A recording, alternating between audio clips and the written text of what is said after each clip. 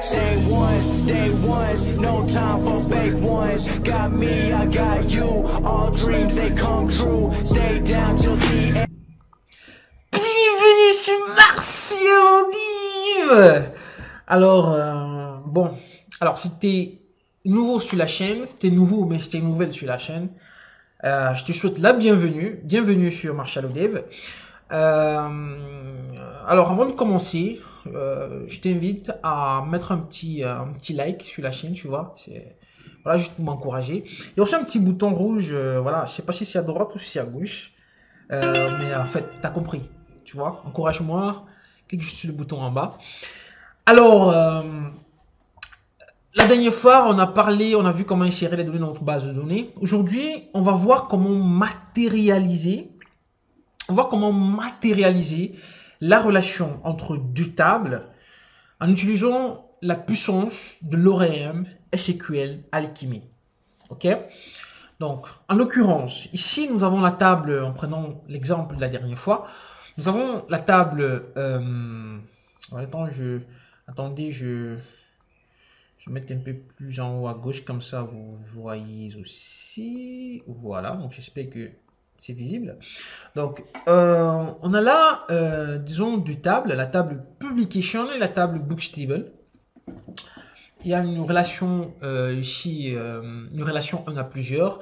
Ben, à noter qu'il existe trois types de relations entre, à ma connaissance, trois types de, corrigez-moi si je me trompe, il existe trois types de relations entre deux tables dans une base de données. Il y a la relation 1 à plusieurs, la relation 1 à 1 et la relation N à N ou plusieurs à plusieurs. Donc la relation la plus commune, la plus courante, c'est la relation 1 à plusieurs. Ok? Donc ici, dans ce cas de figure, c'est la relation 1 à plusieurs. Donc on voit très bien là que un éditeur peut avoir plusieurs livres. Ok? Par contre, un livre appartient à un éditeur. Uniquement à un éditeur. Donc on a là une relation 1 à plusieurs.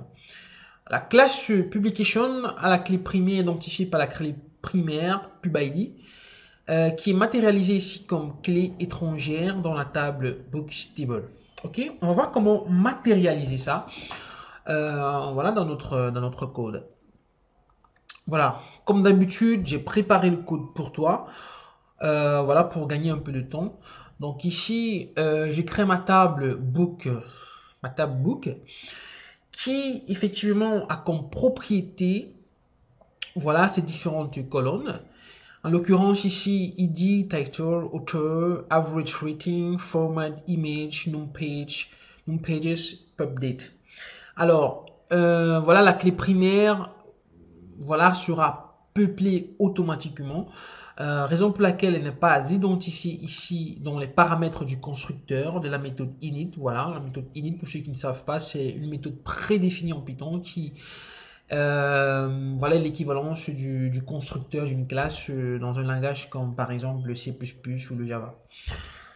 Voilà, donc ici on a donc différentes colonnes, voilà. La différence ici avec ce qu'on a vu la dernière fois, c'est qu'ici, il y a noté l'index true qui va faciliter l'indexation lors de la recherche d'une valeur dans notre base de données. Puis on a le dbFloat, qui est un nouveau type qu'on a introduit. Puis à noter ici unique égale à true, donc l'image, pour dire que quoi? Cette valeur, ce paramètre unique égale à true indique que dans cette colonne, on ne pourra pas avoir des doublons, c'est-à-dire que on ne pourra pas avoir des lignes avec les mêmes valeurs. Ok? Raison pour laquelle on met unique true. Donc image ici, en fait, c'est pas l'image proprement dite, c'est juste le chemin d'accès à l'image. Donc vous comprendrez un peu dans la suite de nouvelles vidéos. Donc ici, le point le plus intéressant, c'est-à-dire le point qui nous intéresse plus ici, c'est la relation qu'il y a entre la classe publication et Booktable. Donc rappelez-vous, c'est la classe publication qu'on avait créée précédemment. Donc on voit très bien ici que on crée donc une variable qui s'appelle pubID qui n'est autre que la clé étrangère, ok, qui fait référence à l'identifiant, à la clé primaire de la table publication. voyez ce ID ici, donc c'est lui encore ici. Donc on utilise foreign key. Vous voyez que c'est très simple vraiment en utilisant l'ORM. On écrit tout juste, on précise le type, on précise donc la relation DB foreign key et on donne le nom de la table. Attention à l'écriture, à l'orthographe, parce que si voilà, vous commettez une erreur ici, ça ne fonctionnera pas. Donc publication.id tout simplement. Donc on le passe également dans le constructeur ici avec les autres propriétés bien entendu. Donc au moment de la création d'une instance de la classe, on passera toutes ces valeurs. Et puis on a la méthode repr qui retourne tout simplement une information en sous forme de chaîne de caractères, voilà, de l'objet qui a été créé. Donc comme d'habitude les amis, on va cliquer sur le menu terminal, voilà, pour tester un peu tout ça. On va aller donc dans la console de Python. Puis qu'est-ce qu'on va faire? On va importer donc la base de données et la table book. Tout simplement, attention, comment est-ce que je l'ai écrit? Book. Alors, book. Non, attention, on va faire OK. Comme ça marche. Voilà. Donc, on va créer une instance de notre classe. Hein. Donc, book, prenons ça book, voilà, book 1 égale book. Donc, on va commencer par le titre. Bah, j'ai pas d'inspiration, les amis. Titre du livre, le chat et la souris. Donc, on donne des noms au hasard. Hein. Le chat et la souris. Donc, on va préciser ici l'auteur, Marcialo Dave. Voilà. L'auteur, on donne voilà, une moyenne aléatoire. Hein. Donc, disons 2.8. OK. Format. Spécifions un format, disons un EPUB. OK, un format EPUB. L'image, on va donner le nom de notre image ici, disons, on va l'appeler comment, souris, ok, souris point, disons, svg, comme ça, ok, non, pas svg, peut-être souris.png, ok. Puis, on a juste des nombres hasard, hein, les amis. Nombre de pages, 150. Voilà, on l'associe à quel éditeur. Voilà, ici on associe bon, ici on va spécifier la clé étrangère. On peut donner un nombre aléatoire. Hein. Disons 2 par exemple. Ok, on fait ça. Et puis, ok, on crée un deuxième livre. On fait book. Comment s'appelle alors le livre de Maurice Kamto? L'urgence de la pensée. Voilà, pour ceux qui le connaissent. Urgence de la pensée.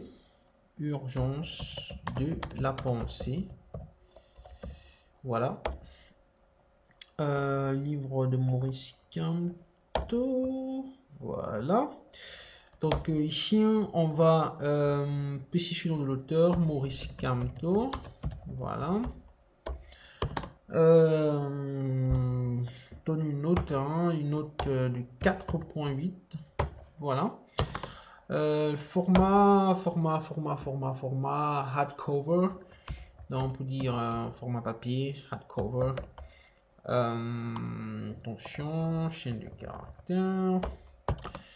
Donc là maintenant on va mettre la Maurice. Je sais pas moi, le nom de Maurice.png. Ok. Nombre de pages 320. Voilà, mais là C'est juste pour insérer des données.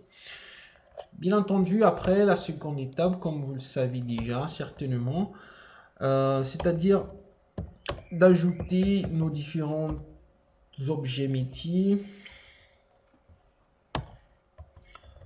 à la session. Donc, passe une liste. Donc, on a la boucle 1, on a la boucle 2, exactement. Voilà, donc deepsession.all, je pense que c'est correct ainsi. Ah ben, c'est que ceux qui n'ont pas suivi la dernière vidéo, regardez la dernière vidéo, hein, vous comprendrez mieux. Maintenant, on fait le commit db.session sur les des informations dans notre base de données. Voilà. Je pense que comme ça devrait être correct. Bah, écoutez les amis, je pense qu'on a fait une erreur. Hein, et vous comprendrez certainement pourquoi. Avec cette erreur. Insert into, ça nous retourne des erreurs apparemment un peu bizarres. Qu'est-ce que ça dit? Insert, bah c'est cool comme ça fait l'erreur, comme ça vous voyez un peu de quoi il est question. Alors, que nous dit l'erreur? Alors, ça nous dit the find table relation book does not exist. Tout simplement parce que la table n'a pas encore été créée dans notre base de données. C'est-à-dire que si on consulte notre table, pgadmin, version 4, qu'est-ce qui va se passer tout de suite? On va voir.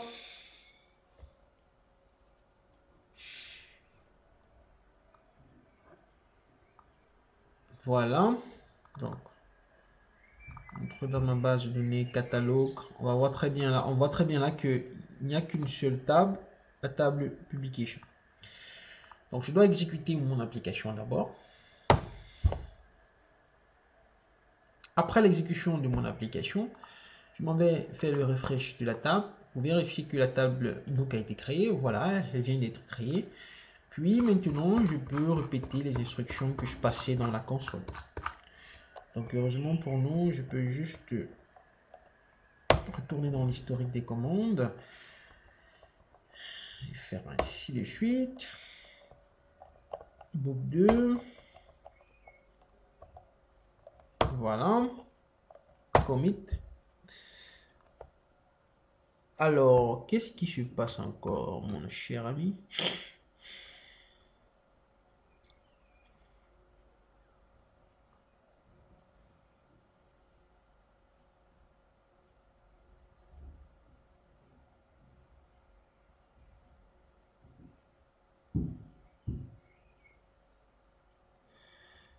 Ok. Bah, on va devoir créer une nouvelle session. Ça nous retourne encore des erreurs un peu. Voilà. Donc, ce qu'on va faire, les amis, on va copier tout ça dans un fichier Notepad rapidement.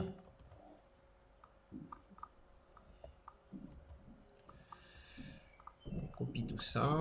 Voilà. On ferme cette session. On ouvre une nouvelle session. Et puis, on fait partir de nouveau la machine. La source, comme on dit souvent chez nous au Cameroun. Alors, qu'est-ce qu'on va faire? On copie tout simplement. Oups. Alors, copions ça.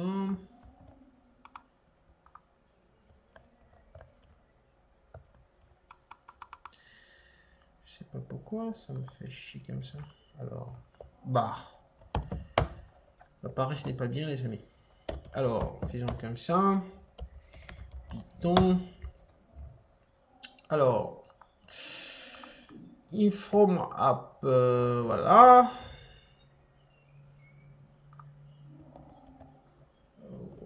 Pourquoi ça me fait ça? Pourquoi ça ne me copie pas comme je veux?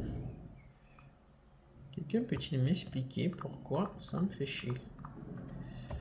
Alors, bah, je suis obligé de faire à la main. Hein.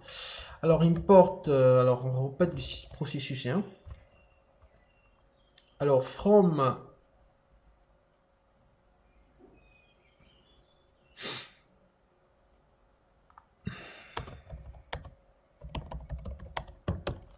on va très vite. Hein.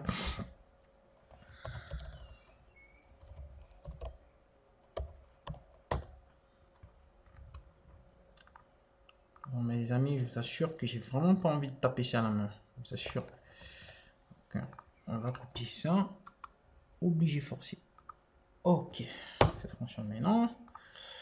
On fait comme ça. On fait comme ça. On copie, on colle dans la console. Oh, ça c'est très intéressant ça.